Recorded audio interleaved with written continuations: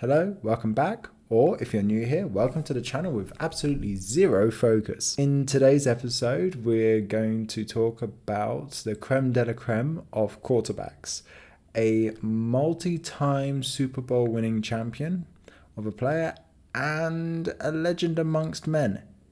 And why is Tom Brady on the screen?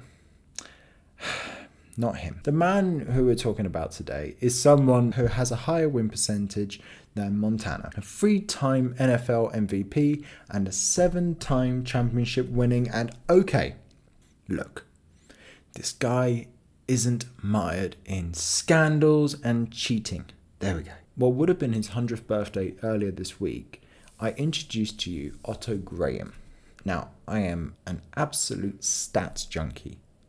I love breaking down numbers and sort of looking into the details of players like this, especially if you want to see if someone's worth the hype. I'm also a believer in the eye test.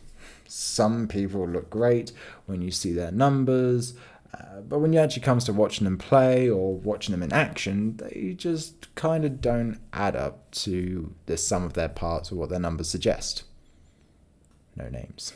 Otto Graham is often highly ranked, like Mikan in the NBA or Stanley Matthews in football. We acknowledge the talent, but we always sort of go, oh, he's from a bygone era, there was less competition at the time, or quality of the play wasn't as good.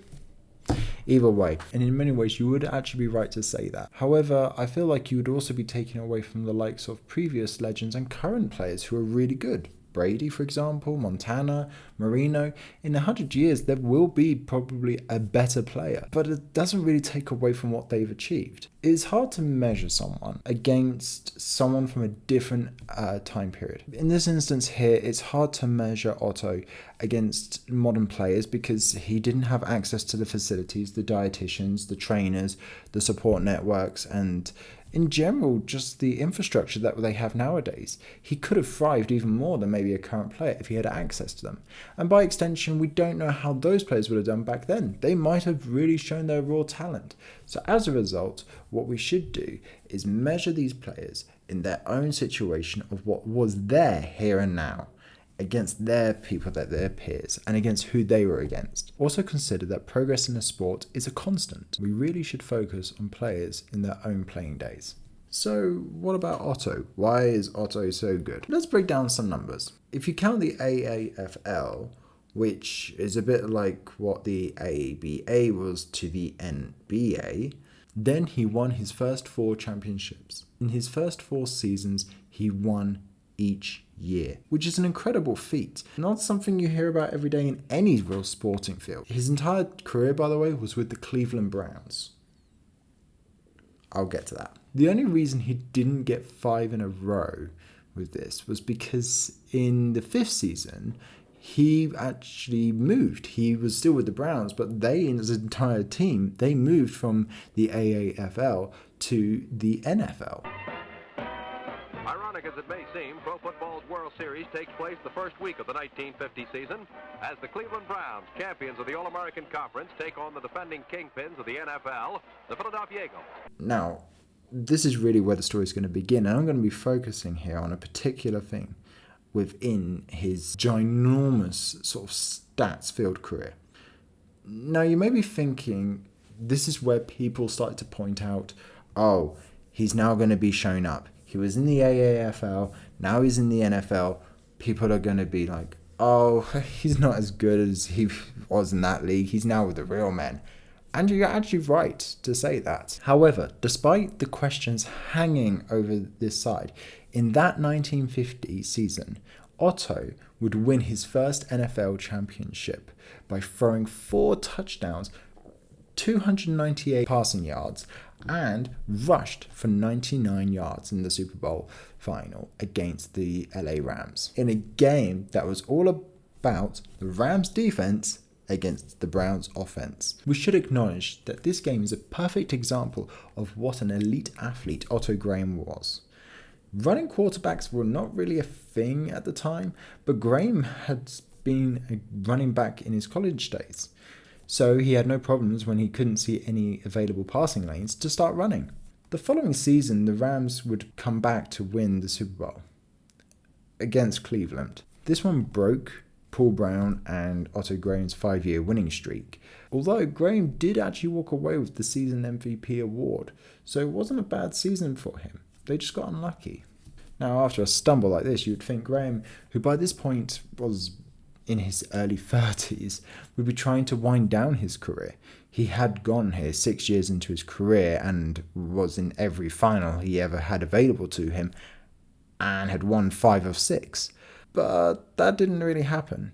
He carried on them to another Super Bowl, and although the previous season was an 11-1 regular season record, this time they walked away with a modest 8-4, which was still enough to put them top of the Eastern Conference. This time they would face a Detroit Lions side who had gone 10-2 in the West. A game which had the Browns heavily rely on the kicking of Lou Groza to get the Browns the lead.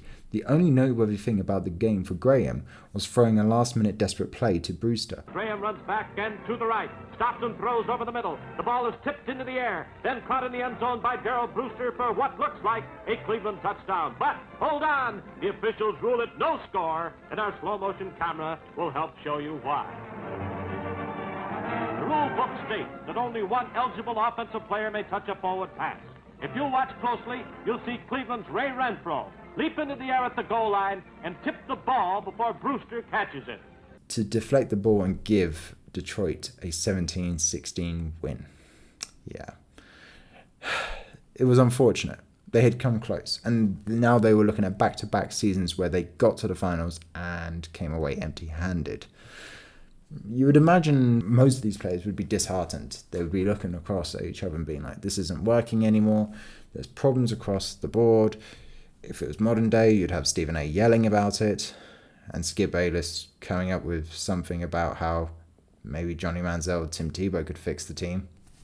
Now, the 54 season, they would finish with a respectable 9-3. Again, actually topping the previous year's efforts, although the Lions would torture them again with a late touchdown to beat them in the final game of the regular season.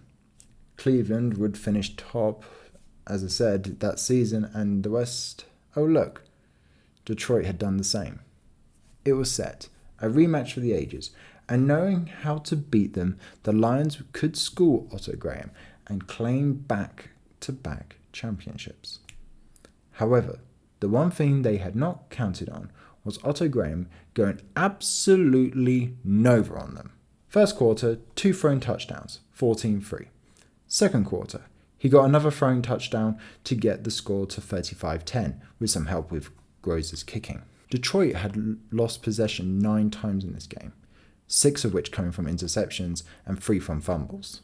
The end score of 56-10 is the second largest scoreline in an NFL championship or Super Bowl game, only being bested by the 1940 Chicago side that smashed Washington, them, 73-0.